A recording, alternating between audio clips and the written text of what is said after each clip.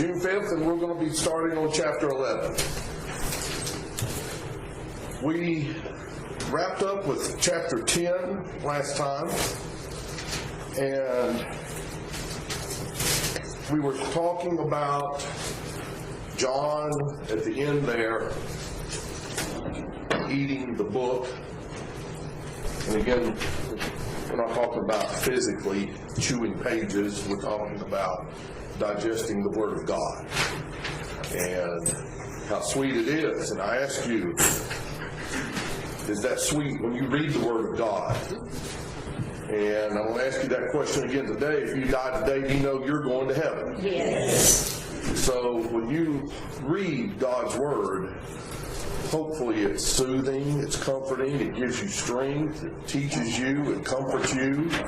But the bitterness that John's talking about here is the people who are ignoring God's Word and the wrath that's going to come, because he says this has to take place. So as we get into chapter 11, if you go back to the kind of the overview that I gave many weeks ago, we spoke about an event that's going to take place. And the event that chapter 11 starts to address is the definition or the identifying, not specifically, but of the two witnesses. Now, we've already talked about how God has set aside the 144,000. Those, we said, came from the 12 tribes. And the 144,000, I think those people, as we said, many of them are probably, they had no idea that's what they were going to be doing. God inspired them and revealed to them that's what they would be doing. That's what they needed to do. So I kind of envisioned the 144,000 as we said, missionaries everywhere, trying to teach and preach God's Word and get people to accept God. And again, remember what a daunting task we said that was. We talked about how many billion people are in the world. And we talked about how when a third or a fourth of them are wiped out, there's still, I forgot what we said, 4.5 billion people left. 144,000 people trying to minister to that many people. What a task. But in addition to this, you have the two witnesses. I want to kind of set the picture for you on this because I think it's important that you get this.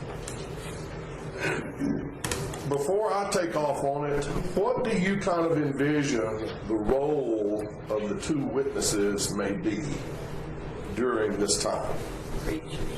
Preachers. Preaching the gospel, okay? What else?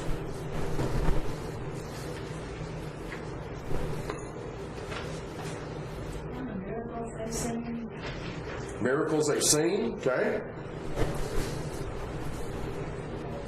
Anything else? These two individuals, let's talk just a minute about who they possibly are. If you read commentaries,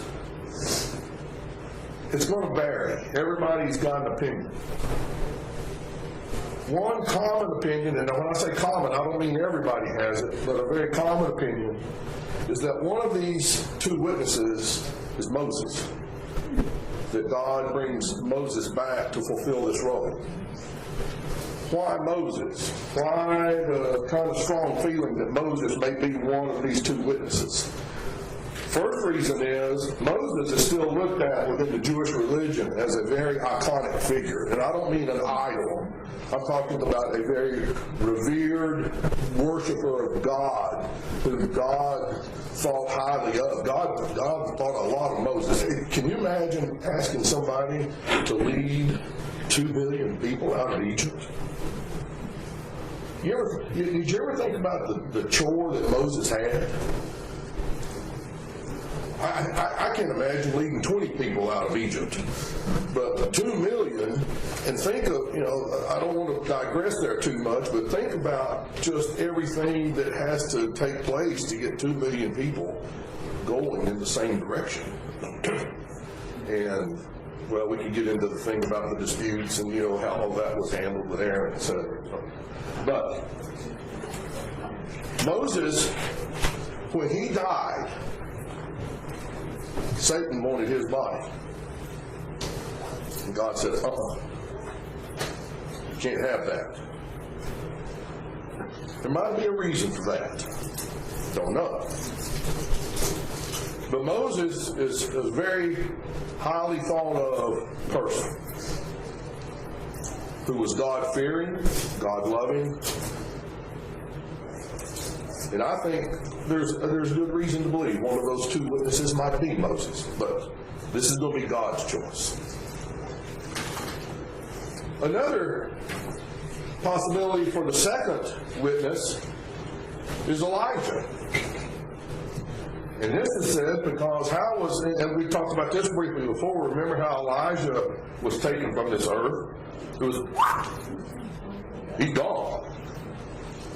And there's thought, too, that, and there's scripture, it took way too many to get into now, about other prophets that talk about Elijah coming back. There's many references, and again, we could take the rest of this one class and just talk about those references, but other prophets, and again, keep in mind, that's God's inspired word talking about Elijah coming back.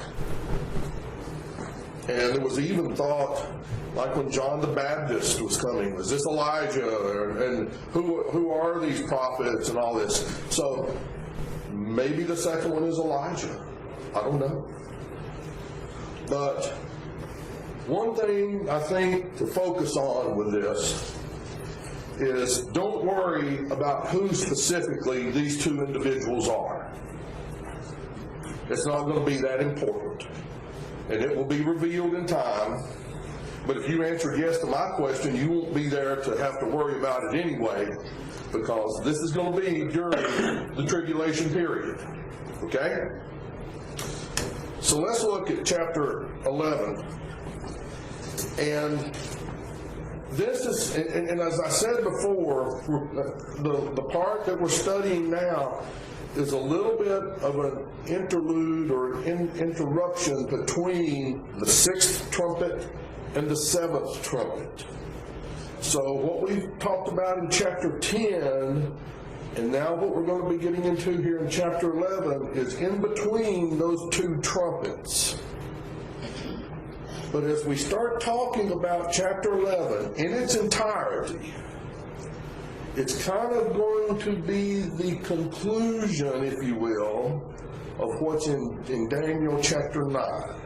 In Daniel chapter 9, verse 24, says, Daniel had the dream, 70 weeks for your people and for your holy city to finish the transgressions, to make an end of sins, to make reconciliation for iniquity, to bring in everlasting righteousness, to seal up vision and prophecy, and to anoint the most holy. Now, 70 weeks, and we talked some about this. Again, I don't want to digress too far because I want to get to chapter 11. The 70 weeks that Daniel was talking about there is actually 70 years, or 70 7-year periods, or 490 years. 69 of those periods have passed because that was from Daniel in his dream to Jesus' death. Then that stops. From Jesus' death until the tribulation period is a gap in this whole period.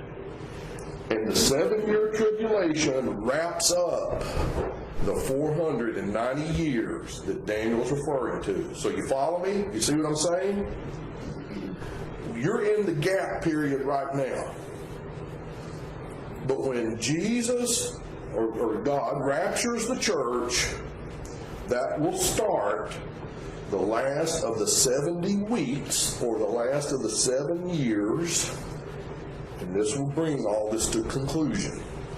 Notice that last part of Daniel verse I read in chapter 9, verse 24, when it says, and to anoint the most holy. Okay, keep that in mind, because I want to get to that, if we get that far today, towards the end of chapter 11. So let's look at chapter 11 then, in Revelation.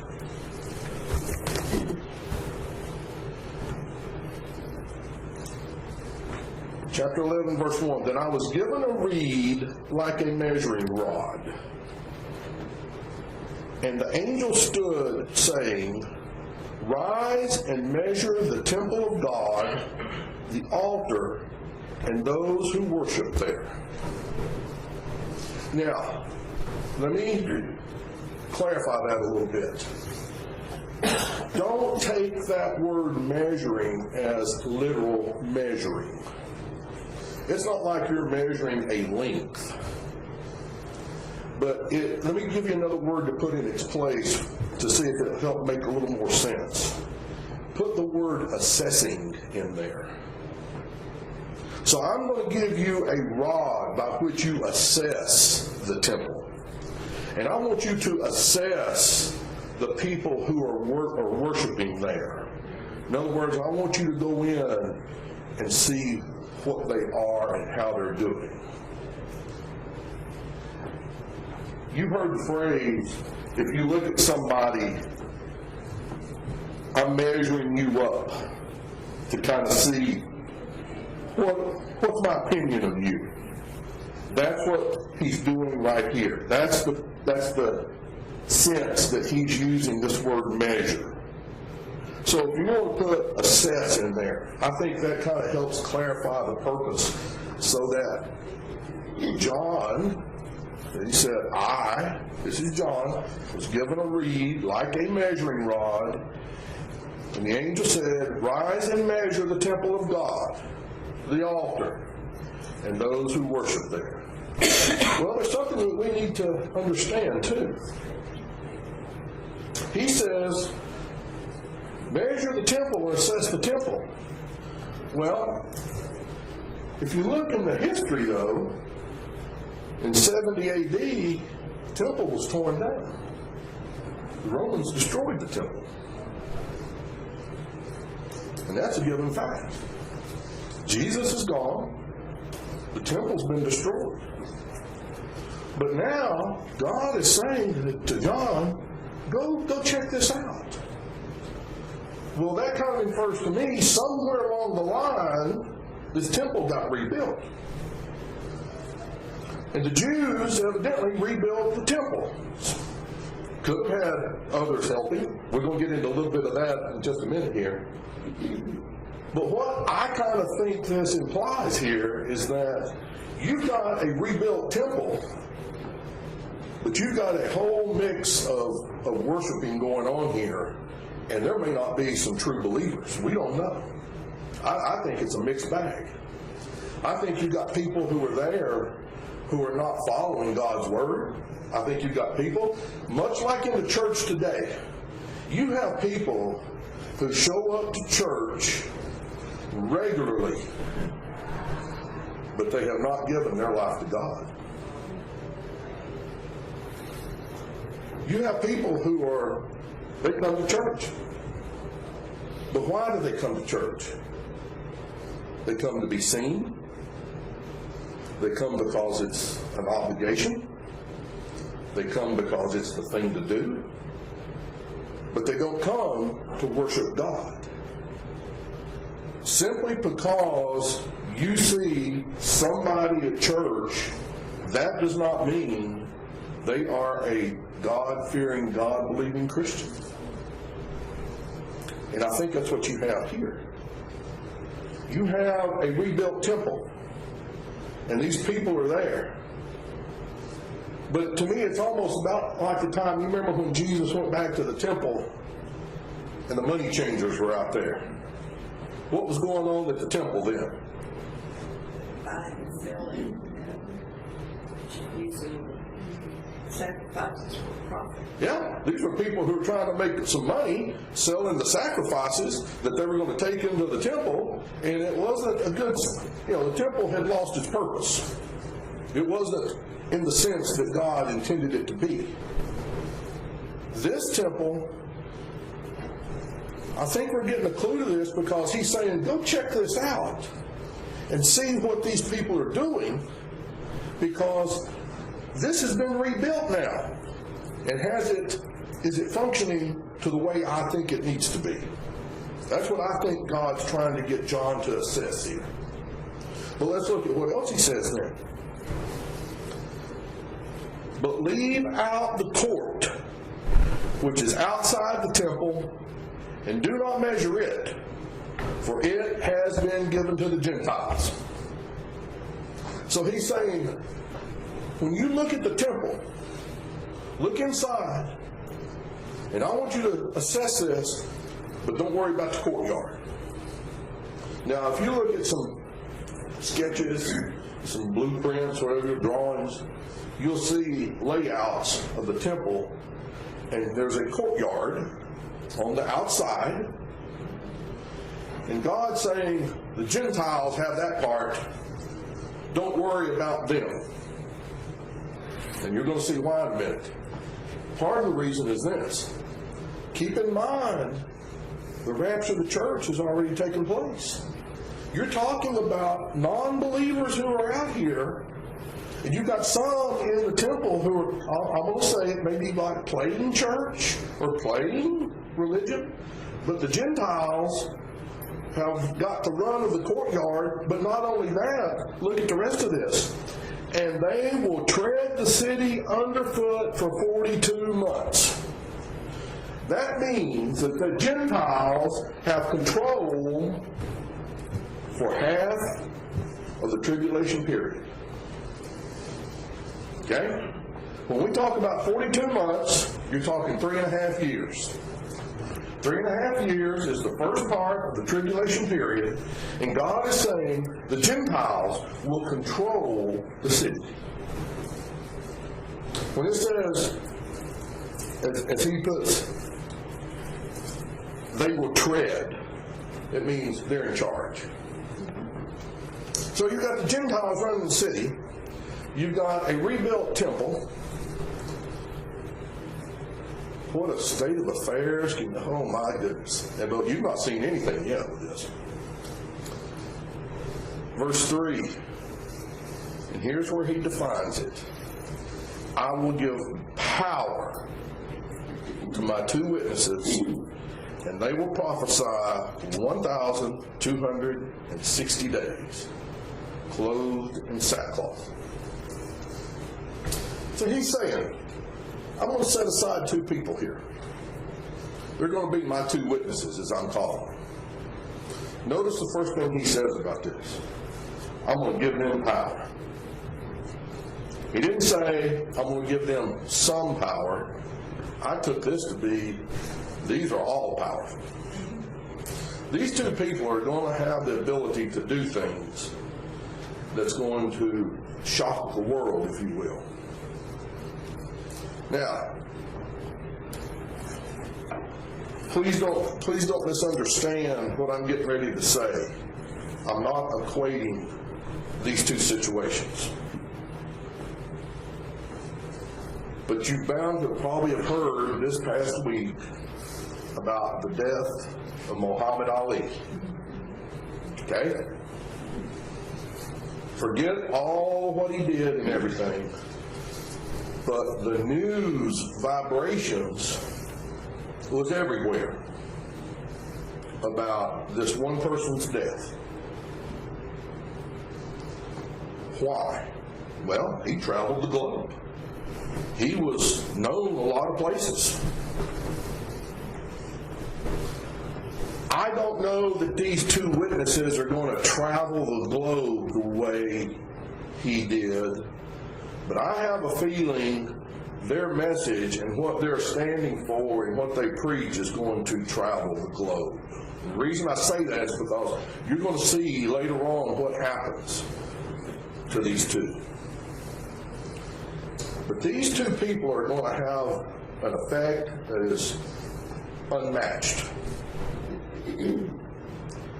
If I did want to draw a parallel to them, I would draw it to somebody like Billy Graham. Billy Graham had an effect all over the world. if there was anybody that I could think of that I could say parallels what is being described here, it would be like him. Except God didn't give Billy Graham all the power that these two people here are going to have. But you see what I'm saying as far as their impact. You can go most anywhere you want to, and you mention the name Billy Graham, and people know what he did. Agreed? I have a feeling that's what's going to happen here, but I don't know how far these people are going to travel. I don't know what their range is going to be. But I do know this. They are going to have the power of God to do just about anything they need to. And when I say that, I'm talking about, we're going to see, it's going to appear to be almost supernatural in some cases, but they're going to have the power to kill their enemies. And these two witnesses are going to be basically untouched for 3.5 years. Can't kill them. There's only going to be one person who's going to have the ability to kill these two people. And it's going to be sort of like the 144,000. You remember we talked about them. When they are defined, they are going to live through the tribulation period, because we know towards the back end of Revelation, we have the benefit of knowing all of that book ahead. It says another reference to the 144,000. It didn't say 140,000 or 132,000 or 12,000. All 144,000 live. We know for 3.5 years these two witnesses are going to live. God says right here, for a specific number of days, that's what they're going to do. You want to say something, Karen? I was just going to say, back in reference to what you were saying about the whole world knowing about the two witnesses and what they do. During the tribulation period, the whole world's focus is going to be on that one specific area. Oh, yeah, yeah. And so, you know, with the communication and TV and internet and all that, there's, you know, everybody will be focused on what's going on over there. Oh, yeah, because this is where the Antichrist will end up putting his focus. He's going to make a treaty with the people. He's going to make a treaty with Israel. And then he's going to break this thing. And it comes down. Going back to the temple and with the witnesses here. This temple that they have rebuilt is where the Antichrist is going to try to take a seat. In 2 Thessalonians chapter 2, give me a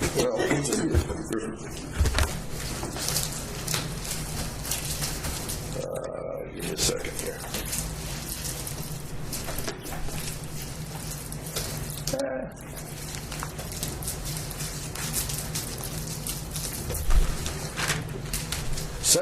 Second Thessalonians chapter 2, verse 3, and we've talked about this, but I want you to read use this in conjunction with talking about the temple. Let no one deceive you by any means, for that day will not come unless the falling away comes first, and the man of sin is revealed, the son of perdition, who opposes and exalts himself above all that is called God or that is worshipped, so that he sits as God in the temple of God, showing himself that he is God. So you've got God's word right here when Paul wrote to the church at Thessalonica saying, this is going to happen, and you're going to have somebody who's going to come in, who's proclaiming to be like God, who's going to sit like God, and he's going to act like God. But he's not. So you see how that ties now to what you just read there in chapter 11 with Revelations? In 2 Kings. Going all the way back to the Old Testament, it says, and I will stretch over Jerusalem the measuring line of Samaria and the plumb line of the house of Ahab, and I will wipe Jerusalem as one wipes a dish, wiping it and turning it upside down, talking about the temple and what it was like. Do you think that's what it was? This is the way it is now. So he's giving already a forecast of what's going to happen. The temple being rebuilt, I think, is for the sole purpose of what you just said. Satan, in the form of the Antichrist, intends to sit on that throne, and the only way he can do that is to have that temple rebuilt. So he allows the Jews to rebuild it Yes. thinking they're going to be allowed to worship in it. But when it comes time, Or for whatever purpose they're going to use. they're not going to be allowed to worship, and he's going to assume that seat. You remember when I told you in the beginning, we said during this revelation, or during this study of Revelation, with the 7-year period of tribulation, you're going to have the trilogy as to parallel what we have with God the Father, God the Son, God the Holy Spirit. What you're going to have with Satan trying to emulate this is with Satan, the Antichrist, and the false prophet. So the Antichrist is trying to take the role of Jesus here. And so, what did Jesus do? He was in the temple. So, let's have a temple. So anything he can do, Satan, to kind of give this impression, because keep in mind who you got behind now. You've got people who have rejected God already, but everybody needs a leader. Everybody needs somebody to follow. Satan's going to try to take this chance. It's also God's wrath pouring out on these people too. So he says, I will give power, and I will prophesy for 1,260 days. As I said, you can do the math. That's 3.5 years. So the first 3.5 years of the tribulation period, the 2 witnesses. And it says they were clothed in sackcloth. What's sackcloth? Mourning. It's typically clothes that you worn in mourning. A lot of it was made out of animal hair.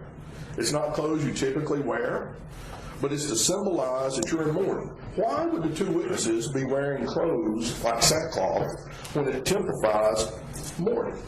And I don't mean early, I'm not mourning at the evening, but mourning as in bereavement or sad. Because they know what's going to Gonna happen. They know what's going to happen? Bad news. Any other thoughts on that? I thought it was interesting that God would have his 2 witnesses dressed in sackcloth. The other reason I kind of thought, which, yeah, I see what you're saying with that, is it goes back almost to humble beginnings too. Think about how Jesus came into the world. You know, the Jews were looking for a king. The Jews were looking for somebody to come ride in on a white horse and save them, etc. But no, God's plan was he delivered a baby in the most humble of settings to the simplest of people. What if you had these 2 witnesses walking around in Armani suits? How many people would listen? They may not listen as it is, but they have a very basic, grounded appearance. And again, keep in mind, you're talking about a place that's in chaos. You're talking about things where it's not like the world we're in today. So maybe people will listen to them a little bit better. I don't know.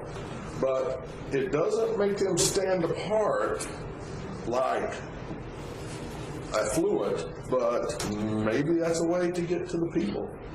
Anyway, I just thought it was interesting that they're dressed in sackcloth. Then let's look at verse 4. These are the 2 olive trees and lampstands standing before the God of the earth.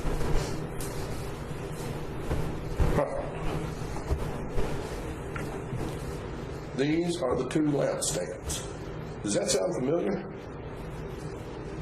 What did we read about in the first part of Revelation? There was talk of lampstands. God is saying right here, these are the 2. These are 2 of the lampstands. These are 2 olive trees. So these are part of God's domain, if you will. I have another question too. Why do you think there's 2 of them? Why not 4? Why not 3? Why not just 1? Could 1 declare his word? 1 could. But there's a, I call it was almost, I don't want to say a law, but it was referred to as the law of Moses, that any time something happened, you needed two to take place. Remember when Jesus sent the disciples out? Sent them out 2 by 2. Why did he send them out 2 by 2? Because the other person wanted to verify what the other person said. Exactly. When they came back, one could say, well, let me tell you what happened to us. And they could tell the story or whatever, and the other one could corroborate it and say, I was there, I saw it. Almost like in a court of law today. When you have somebody who's an eyewitness, it sort of validates what the person who's saying something does. Otherwise, if they went out by themselves, come back, if they go out one by one, oh my gosh, the stories you could hear, but who was there to prove it or to validate that? No. Same thing with this. I have a feeling these two are always going to be together. You're not going to see the two witnesses split up. You're not going to see them try to go their separate ways to cover more ground, but you're always going to see them together. There's another reason for that too. Strength. Strength. These people are human.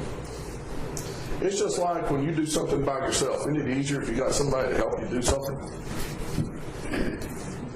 You ever get discouraged trying to do something, but if there were two of you there, how much better it goes? It's just like in a partnership or a relationship. And that's part, I believe, of what God intended with marriage, is it's a whole lot easier to go through life when you've got somebody to lean on, both ways.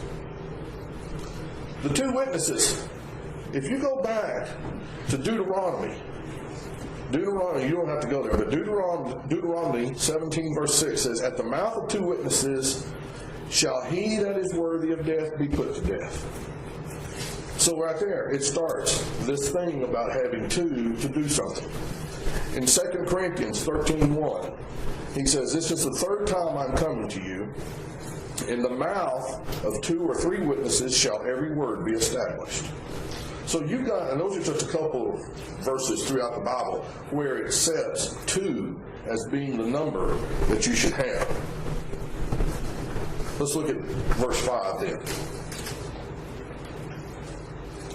And if anyone wants to harm them, fire proceeds from their mouth and devours their enemies. That is part of their protection. Remember I told you now, they're going to live for 3.5 years, and there's a purpose for this, because there's going to be something rather spectacular that happens at the end of the 3.5 year period here. How are they going to protect themselves? These people are going to be attacked. They're not going to be liked. I'm going to tell you that up front. You're going to see that when we get towards a few more verses down. These people are not going to be liked. So there's going to be people after the two witnesses. How are they going to fight off their enemies? It says right there in verse 5. Fire proceeds from their mouth. I don't know what that is. I don't know how that's going to work. I read some stuff a few chapters ago when we talked about these scorpion-like creatures that could do all this stuff. Some way or another, the two witnesses are going to have the ability to protect themselves. And I don't know if they're going to have the power to speak people dead. God just told me in the first verse there He's going to give them power. I don't know what it is, but they're going to be able to fend off their enemies. But they are going to be attacked. So, oh gosh, I got to stop there. I could keep going. Questions or comments so far?